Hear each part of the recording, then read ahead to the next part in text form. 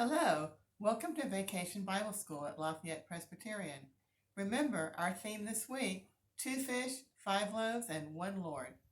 Today's story is My Uncle Rob, and it was written by Steve Sandler with illustrations by Rob Cunningham.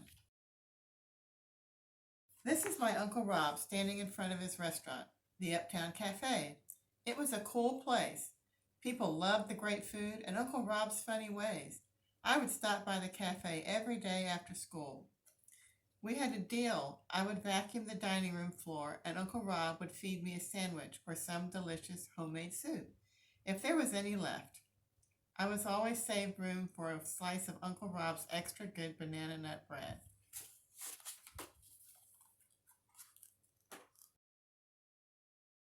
When Uncle Rob was completely healthy, he was a great frisbee player, twisting around, catching it behind his back, leaping high and snatching it between his legs.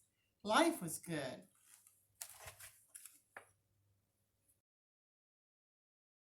One day, Uncle Rob's life began to change forever.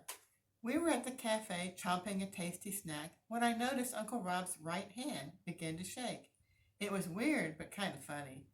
2 days later, it was still shaking. It wasn't really funny anymore.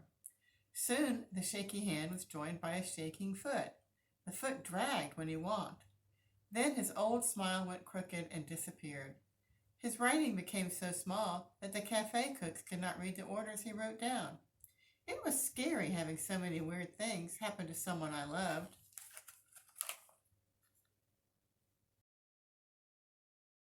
Uncle Rob was scared too.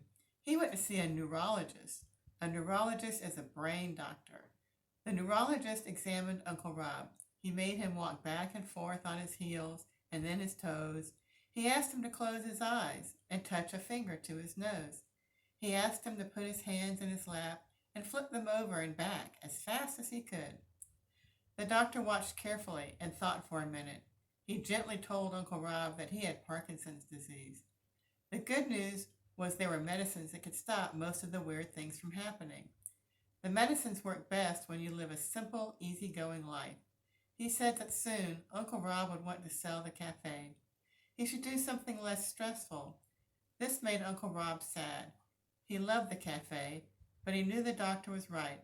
The cafe was already beginning to wear him out. This is the day Uncle Rob sold the cafe. His workers threw him a surprise party. His regular customers came to thank him and wish him well. There were hugs and kisses everywhere. I've never seen so much laughing and crying at the same time. School had let out for the summer. Uncle Rob knew I'd been upset about his health. He said he had a present for me and gave me an envelope. Inside was an airplane ticket and a little book about a summer camp in the mountains of North Carolina. Hiking, rafting, meeting kids from all over, it would be the best summer ever.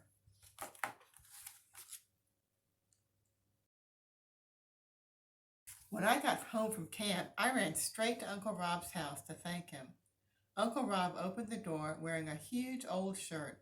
The sleeves were all rolled crooked. The shirt was splotched with bright paint like he'd been playing paintball and lost bad. His walls were covered with paintings. They were brightly colored but strange. Some were faces of people. Others were of bizarre animals. There were several of villages with crooked buildings, more paintings than I could count. Uncle Rob laughed so hard at my reaction that he almost fell over. He said I looked weirder than his paintings, kind of scared and curious and amused all at the same time. Uncle Rob explained that he had always wanted to be an artist but never had the time. Painting had become the best medicine for Parkinson's.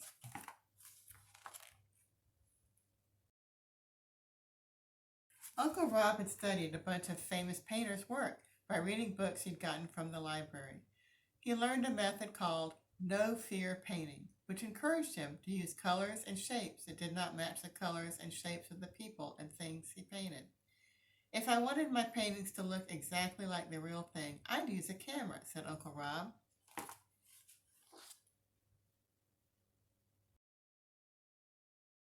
Uncle Rob's paintings that I like best. This man's skin is not the color of any real person I know. Uncle Rob says that color tells about emotions and feelings. This lady's greenish skin makes me think she is tired. This picture has Uncle Rob right in the middle of it, painting a picture of the countryside. I could romp and climb trees all day in a place like that. This is a cityscape. Uncle Rob says it's not any place he's really been, but in his mind, he spent a week there last May. He said the food was terrific, but it rained the whole time he was there. I punched him in the arm for saying something so silly.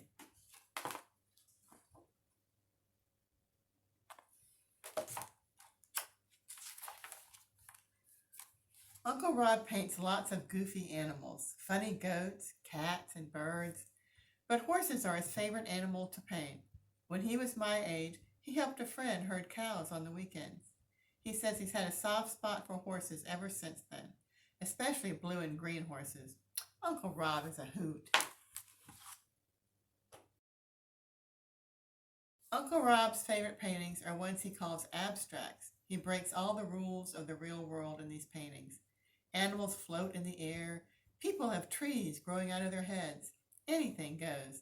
Some critters he paints are a combination of 3 or 4 different animals. I ask him what he is trying to say with these abstract paintings. He says he'll never tell, and I'd be better off trying to think of what the pictures mean to me. I told him they mean that he's a bull-goose loony. We both laughed so hard we had to sit down.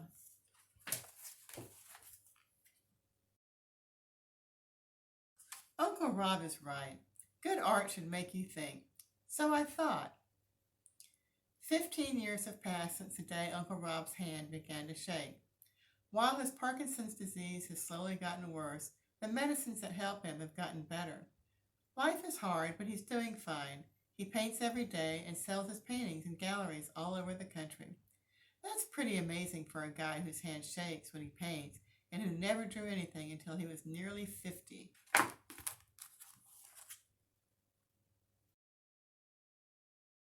After thinking about all of Uncle Rob's paintings, this is my favorite. The clown is Uncle Rob, and the bull is a Parkinson's disease. Uncle Rob faces a sharp, pointy-horned bull with bravery and a courageous smile. I've learned from Uncle Rob that no matter how your life turns, if you face each day with courage and a smile, you can do anything.